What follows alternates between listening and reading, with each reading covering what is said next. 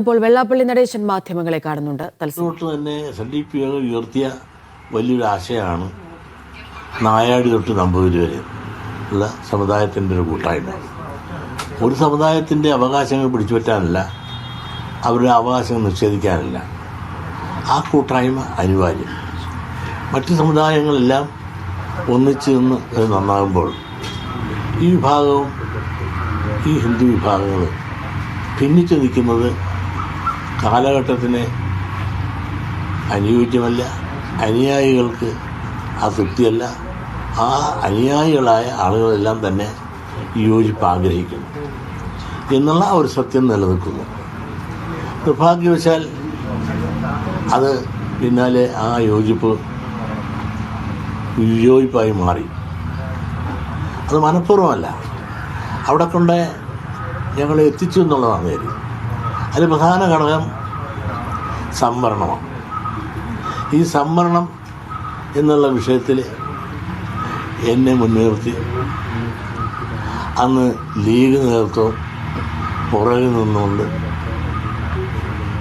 ഈ സംവരണത്തിൻ്റെ കാര്യവുമായി ബന്ധപ്പെട്ട് വരുന്ന കാര്യങ്ങളിലെല്ലാം കേരളത്തിലും ഇന്ത്യയിലും പല മേഖലകളിലും പ്രതിഷേധങ്ങളും സമ്മേളനങ്ങളും ധർണകളും എല്ലാം നടത്തിക്കുവാൻ SNDP യോഗത്തെ മുന്നിൽ നിർത്തിക്കൊണ്ടും മുസ്ലിം നേതൃത്വങ്ങളും അനുയായികളും ലീഗും പിൻബലം നൽകിക്കൊണ്ടും ഒരുപാട് സമരങ്ങളെല്ലാം നടത്തി. അപ്പോഴെല്ലാം തന്നെ ഈ നായർ ഈഴവ ഐക്യം എന്നുള്ള ആ ആശയത്തോട് ലീഗ് വളരെ അസംതൃപ്തിയും അതിനെതിരായ നിൽക്കണമെന്നുള്ള ആഗ്രഹങ്ങളും ആ യോജിപ്പ് സമൂഹത്തിന് നല്ലതല്ല എന്നും അവർ സവർണ ഫാസിസ്റ്റുകളാണെന്നും സവർണാധിപത്യത്തിന് വേണ്ടി നിൽക്കുന്നവരാണെന്നും ചാതുർവർണ്ണ്യം പുനഃസ്ഥാപിക്കാൻ വേണ്ടി ശ്രമിക്കുന്നവരാണെന്നും എല്ലാം പറഞ്ഞ് ഞങ്ങളെല്ലാം ഉപദേശിച്ച് നമ്മൾ പിന്നോക്കക്കാരായ നമ്മളെല്ലാം ഒന്നിച്ചിരിക്കണമെന്നും സംവരണ സമുദായക്കാരായ നമ്മളെല്ലാം ഒന്നിച്ചിരിക്കണമെന്നും പറഞ്ഞുകൊണ്ട് വളരെ നാളുകൾ ഞങ്ങളെ നയിച്ചു. പ്രത്യേകിച്ച് വന്ന് LDFൻ്റെ ഭരണകാലമാണ്. ആ LDFൻ്റെ ഭരണകാലം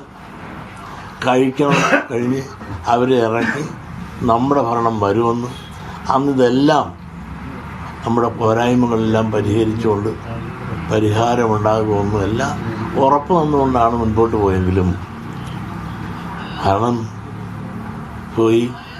UDF ഭരണത്തിൽ വന്നു, LDF പോയി. പക്ഷേ അന്ന് ഉന്നയിച്ച ഒരു കാര്യങ്ങളും സംവരണ കാര്യത്തിൽ ഒരു ചുക്കും അവർക്ക് ചെയ്യാൻ സാധിച്ചില്ല.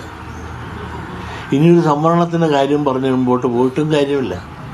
ആ സംവരണം, സാമ്പത്തിക സംവരണത്തിൽ തന്നെ ഇന്ന് വെണ്ണപ്പാളി കൂടെ വന്നപ്പോൾ അതിൻ്റെ പ്രസക്തി ഇല്ലാതായി.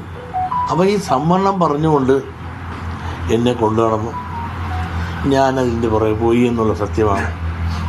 പക്ഷേ കാര്യങ്ങൾ തിരിഞ്ഞു നോക്കുമ്പോൾ കുറ്റബോധം എനിക്ക് മനസ്സിലായി. ചതിക്കപ്പെട്ടു. UDF ആണ് ചതിച്ചതെന്ന് ഇന്ന് ചില പത്രത്തിലുണ്ട്. അന്ന് ഞാൻ അങ്ങനെ പറഞ്ഞിട്ടില്ല. ഞങ്ങളെ NSS SNDP ആയിട്ട് തെറ്റിച്ചതിൻ്റെ പ്രധാന കണ്ണി ലീഗ് നേതൃത്വമാണ്. ലീഗ് നേതൃത്വം ആണ് NSSനെ SNDPയെയും തമ്മിൽ തെറ്റിക്കുന്നത് യോജിക്കാൻ പാടില്ല എന്ന് പറഞ്ഞുകൊണ്ട് ഞങ്ങൾ അകറ്റി നിർത്തിക്കൊണ്ട് ഈ പണികളെല്ലാം ചെയ്തു.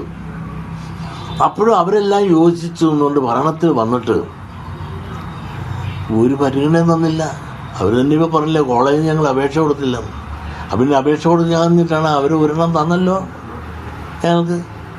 ഞങ്ങൾ എല്ലാ കൊല്ലം പുൽപ്പള്ളിയിൽ കൊടുക്കാറുണ്ടല്ലോ, എഞ്ചിനീയറിംഗ് കോളേജിൽ കൊടുക്കാറുണ്ട്, ആർട്സ് ആൻഡ് സയൻസ് കൊടുക്കാറുണ്ട്, അവിടെ ഫീസ് കെട്ടി വെക്കാറുണ്ട്. ഇതെല്ലാം നോക്കും, വരും, പരിശോധിക്കും, പോവും. ഇങ്ങനെ അവഗണനകൾ മാത്രം അനുഭവിച്ചുകൊണ്ട് വന്ന് ഇന്ന് എവിടെ എത്തി?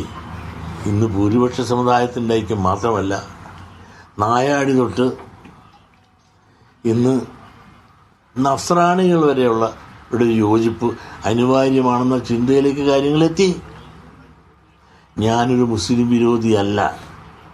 ഞാൻ മുസ്ലിങ്ങൾക്ക് വിരോധമായിട്ട് ഒന്നും, മുസ്ലിം സമുദായത്തിന് വിരോധമായിട്ടൊരു വാക്ക് പോലും പറഞ്ഞിട്ടില്ല. മലപ്പുറത്തെ എൻ്റെ സംസാരത്തെ വക്രീകരിച്ചും വ്യാഖ്യാനിച്ചും എന്നൊരു വർഗീയവാദിയാക്കി മാറ്റി. അതിന് വ്യക്തമായ എൻ്റെ വ്യക്തത വരുത്തി.